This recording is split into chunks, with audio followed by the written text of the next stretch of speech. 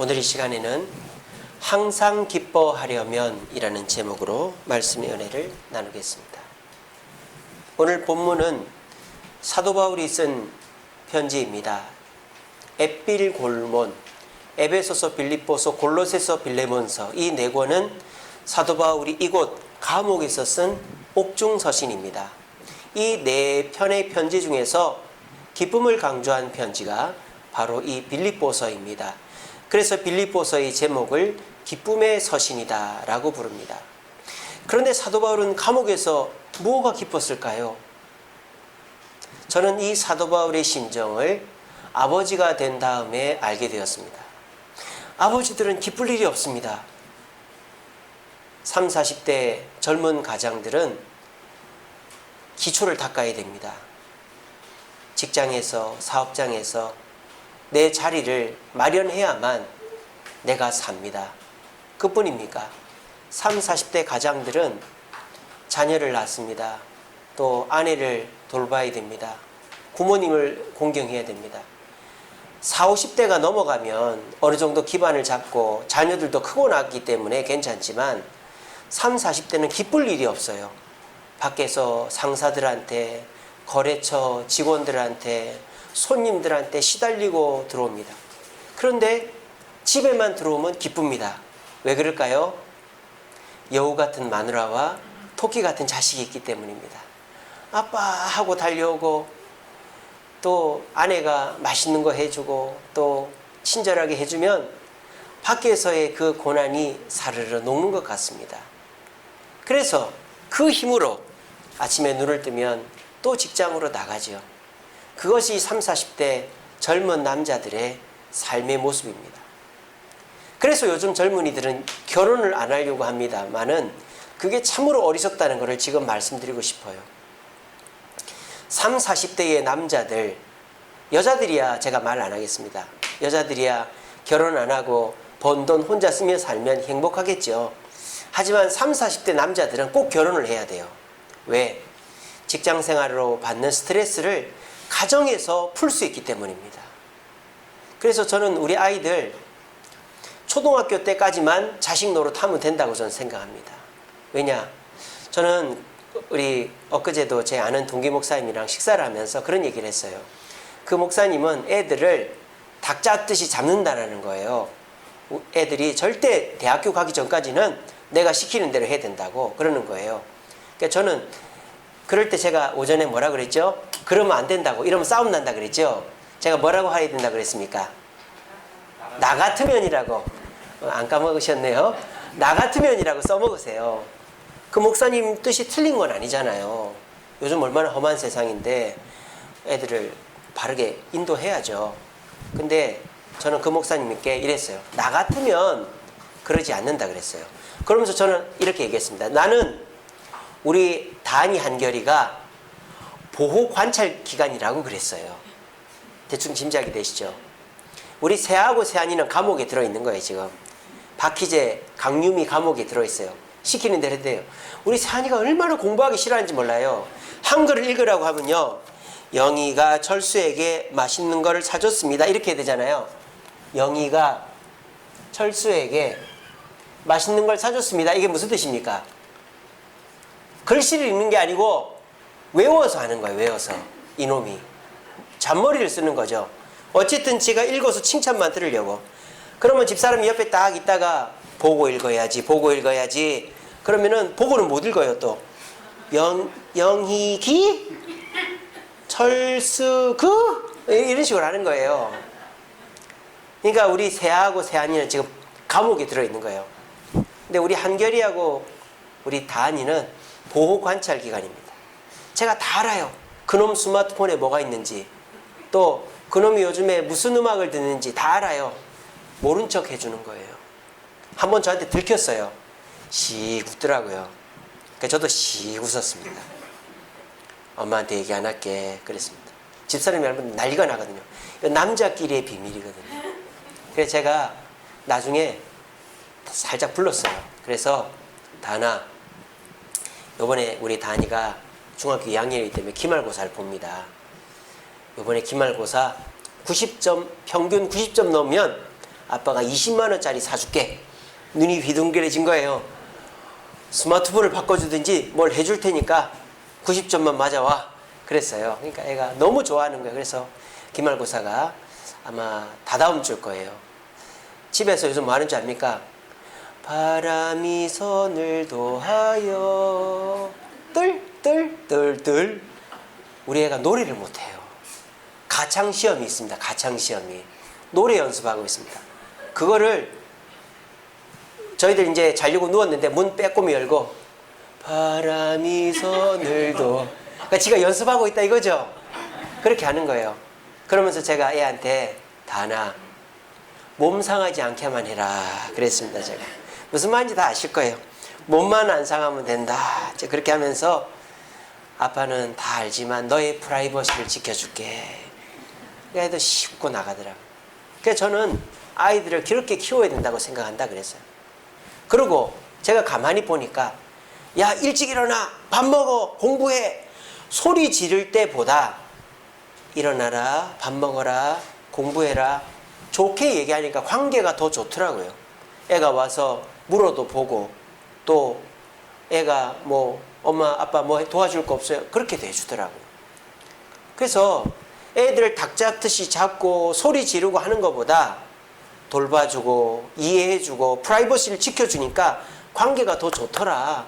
그래서 나는 대학교 갈 때까지는 보호 관찰 기간이고 대학교 가면 걔는 이제 내 자식이 아니다고 난 생각한다. 그렇게 얘기하니까 또 그 목사님 길이길이 날뛰면서 그게 아니라고 요즘 세상이 얼마나 험한데 그래가지고 애를 어떻게 하겠냐고 목사가 돼가지고 애 때문에 욕먹으려고 그러냐고 막 그러는 거예요. 그래서 예 저는 그렇게 안 할랍니다. 그렇게 얘기했습니다. 그래서 저는 아이들이 어린 시절에 이미 저한테 기쁨을 다 줬다고 저는 생각을 해요. 30, 40대 때 제가 40대 지금 중반입니다만은 집에 들어가면요 아이들이 달려옵니다. 뽀뽀를 해줍니다. 저 앞에서 춤을 추고 노래를 해주고 하면요 정신이 하나도 없어요. 그렇지만 그게 너무 기쁜 거예요. 그러니까 지금 와서 그때가 좀 그립기도 합니다만 그래도 아직도 우리 아이들이 저한테 그렇게 해요. 그래서 저는 그래도 내가 아이들 잘 키웠구나 하는 생각들이 듭니다. 마찬가지로 바울의 기쁨은 내 자신이 아니에요. 지금 바울 자신이 뭐가 기쁠 일이 있겠어요? 바울은 기쁠 일이 없어요. 근데 내가 기뻐하는 것처럼 너희들도 뭐 해라? 뭐 해라? 항상 기뻐해라. 4정 4절에 보면 항상 기뻐해라. 내가 다시 말하노니 기뻐하라. 2번이나 강조하고 있어요. 그럼 도대체 바울은 감옥에 있는데 뭐 때문에 이렇게 기뻐하고 기뻐하라고 말하고 있을까요? 첫 번째는 너희 무리를 인하여 기뻐한다 그랬어요. 오늘 우리가 읽진 않았지만 앞에 4절에 보면 너희를 위해 간구할 때마다 너희 무리를 위하여 기쁨으로 항상 간구한다라고 그랬습니다. 사도 바울은 지금 뭐가 기쁠까요? 빌립보 교인들 때문에 기쁜 거예요. 빌립보 교인들의 뭐가 기쁠까요? 선교 헌금 보내준 게 기쁠까요? 그것도 기쁘지만 뭐가 기쁜 겁니까? 마음 씀씀이가 기쁘다 이 말이에요. 빌립보 교인들이 그래도 감옥에 들어가 있는 나를 생각해서 이렇게 헌금을 보내주고 그리고 저들끼리 의논해가지고 바울 선생님을 잘 섬겨야 되겠다라는 생각을 한 것 자체가 이 바울은 기쁘다 이 말이에요. 우리도 어떨 때 기쁩니까? 나는 기쁠 일이 없는데 형제가 우애 있게 지내고 또 TV를 틀었는데 어떤 소방관이 불길에 있는 아이를 건졌다는 소식을 들을 때 기쁘고 또 어떤 성도가 주님 앞에 헌신했는데 그 성도에게 좋은 일이 일어났으니까 기쁘고 우리가 그럴 때도 기쁘잖아요. 이런 걸 우리가 미담이라고 그러죠. 근데 요즘은 TV를 틀어도 미담이 잘 안 나와요. 사람들은 미담 얘기하는 걸 또 싫어합니다. 왜? 그걸 또 시기 질투를 하네요. 남이 잘 됐다. 남이 좋아졌다. 그러면 겉으로는 아, 잘 됐네 하면서도 그거를 또 이상하게 이용하는 사람이 있어요. 근데 우리 어렸을 때만 해도 누가 좋은 일이 있다. 옆집에 뭐 개가 새끼를 낳았다. 그것만 해도 잘 됐네. 축하한다. 이렇게 했는데 요즘은 웬일인지 미담이 사라져 버렸어요.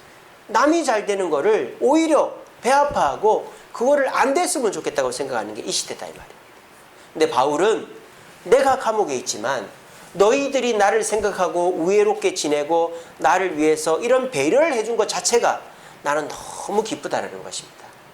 여러분들도 이 코로나 때문에 기쁠 일이 없으시죠? 하지만 나는 기쁠 일이 없지만 내 가정에, 내 자녀들에게, 내 이웃에, 우리 국가에, 또 우리 교회에 기쁠 일이 1도 없습니까? 그렇지는 않지 않습니까? 다만 우리의 마음이 남의 기쁨을 내 기쁨으로 여기기 벅찬 마음이기 때문에 그런 것이죠. 여러분, 그런 마음 내려놓으시고 남의 기쁨도 내 기쁨으로 받아들여지면 항상 기뻐할 수 있다는 사실을 기억하시며 남의 기쁨도 기뻐할 수 있는 여유를 갖는 저와 여러분들 되시기를 간절히 바랍니다.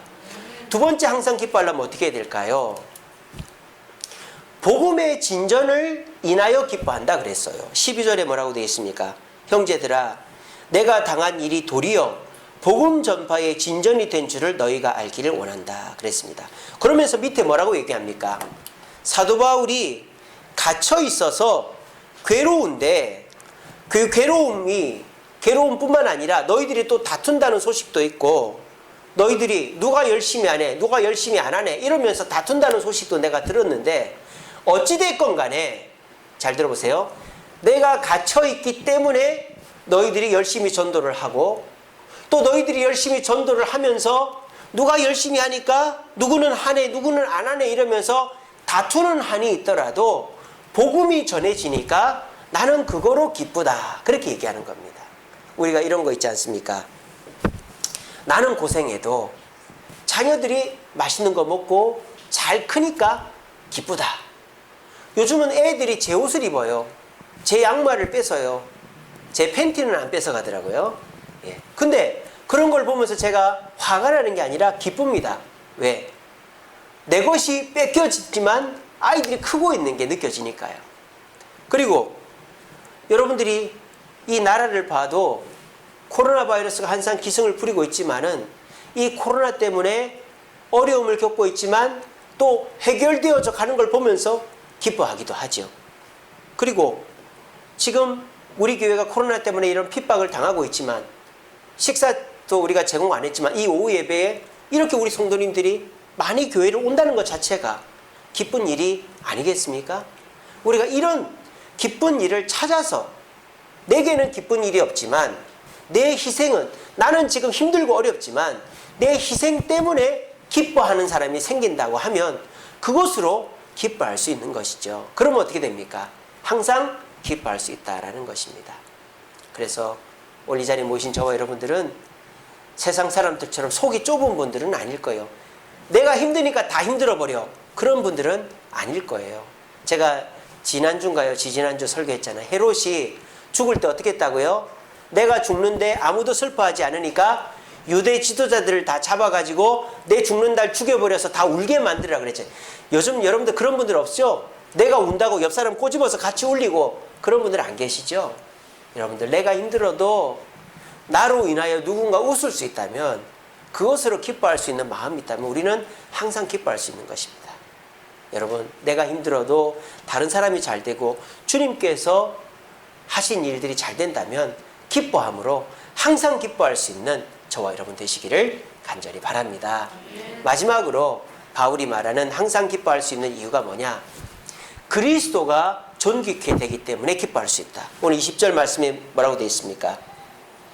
나의 간절한 기대와 소망을 따라 아무 일에든지 부끄러워하지 않고 지금도 전과 같이 온전히 담대하여 살든지 죽든지 내 몸에서 그리스도가 존귀하게 되기를 원한다 라고 그랬습니다. 전투를 하고 있습니다. 나는 총에 맞아 부상을 하고 전우는 전사를 했습니다. 하지만 그 전투에서 이겼습니다. 그러면 그 부상당한 군인은 기뻐할까요? 안 할까요? 기뻐하죠. 왜? 전쟁에서 이겼으니까. 나는 부상을 당했고 전우가 죽었지만 기뻐하는 거예요. 또 부모가 고생을 해서 얼굴에 주름이 있고 허리를 다치고 뭐 몸이 아프고 뭐 이런 몸 안에 병이 있고 해도 자녀들이 잘 커나가는 걸 보면서 부모는 기뻐할 수 있는 것입니다. 그리고 우리 주세움교회가 지금 한창 건축을 하고 있습니다. 이 건축하는 가운데에서 여러 가지 핍박이 있습니다. 하지만 우리가 교회만 지어질 수 있다면 이 핍박은 내가 견딜 수 있다. 그래서 교회가 지어줄 수 있다면 나는 집에서 안 자도 된다. 교회가 지어줄 수 있다면 난 새벽을 깨우겠다. 교회가 지어줄 수 있다면 내가 커피 한 잔 안 마시고 내가 밥 한 끼 안 사 먹고 여행 한 번 안 가더라도 주님 앞에 헌신하겠다. 이런 마음으로 할 때에 우리가 기쁨을 얻을 수 있는 것이죠. 지난주에도 우리가 건축 허가를 받았습니다. 근데 건축 허가를 받았던 소식을 제가 밴드에 올렸어요.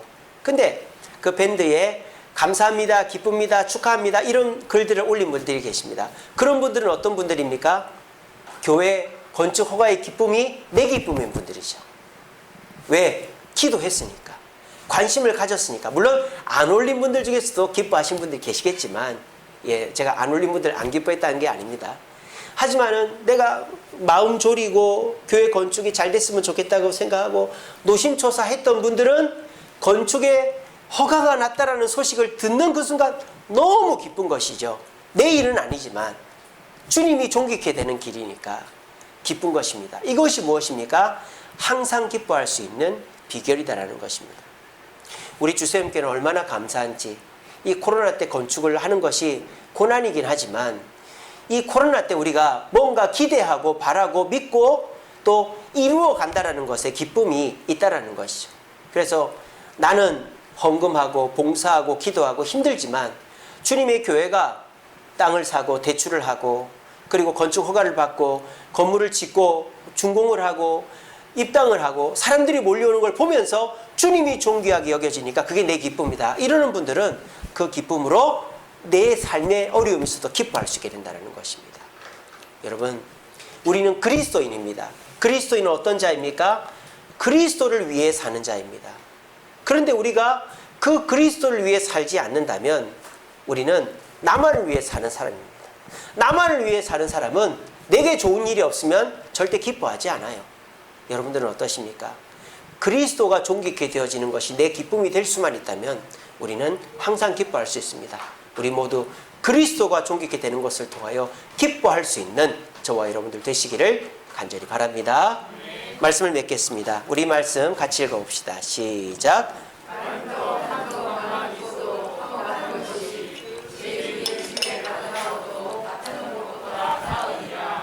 자, 이 말의 핵심이 무엇입니까? 혼자 누리는 기쁨은 1이지만 함께 누리는 기쁨은 만이다. 뭐 이런 뜻이죠. 마른 떡 한 조각이라도 같이 나눠 먹으면 그게 최고지. 제육, 고기지 않습니까?